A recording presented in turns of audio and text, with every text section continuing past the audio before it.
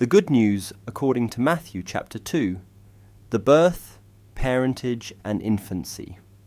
After the birth of Jesus at Bethlehem in Judea, in the reign of King Herod, some astrologers from the east arrived in Jerusalem, asking, "Where is the newborn King of the Jews? For we saw his star in the east, and have come to worship him." When King Herod heard of this, he was much troubled, and so too was all Jerusalem. He called together all the chief priests and teachers of the law in the nation, and questioned them as to where the Christ was to be born. "At Bethlehem in Judea," was their answer. "For it is said in the prophet, 'And you, Bethlehem in Judah's land, are in no way least among the chief cities of Judah, for out of you will come a ruler who will shepherd my people Israel.'" Then Herod secretly sent for the astrologers. He found out from them the time of the appearance of the star.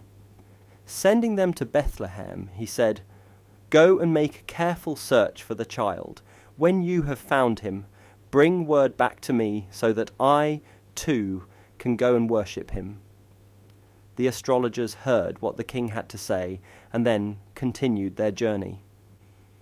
The star, which they had seen in the east, led them on until it reached and stood over the place where the child was. At the sight of the star, they were filled with joy. Entering the house, they saw the child with his mother, Mary, and fell at his feet and worshipped him. Then they opened their treasure chests and offered to the child presents of gold, frankincense, and myrrh. But afterwards, having been warned in a dream not to go back to Herod, they returned to their own country by another road. After they had left, an angel of the Lord appeared to Joseph in a dream and said, "Get up, take the child and his mother, and seek refuge in Egypt, and stay there until I tell you to return, for Herod is about to search for the child, to put him to death." Joseph woke up, and taking the child and his mother by night, went into Egypt, and there he stayed until Herod's death.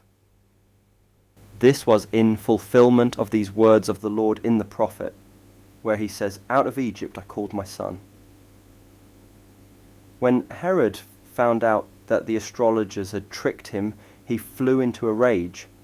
He sent and put to death all the boys in Bethlehem and the whole of that region who were 2 years old or under, guided by the time which he had learned from the astrologers.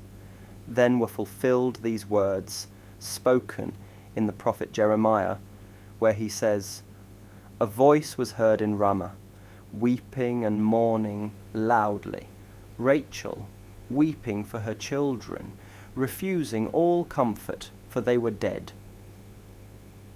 But on the death of Herod, an angel of the Lord appeared in a dream to Joseph in Egypt, and said, "Get up, take the child and his mother, and go into the land of Israel. For those who sought to take the child's life are dead."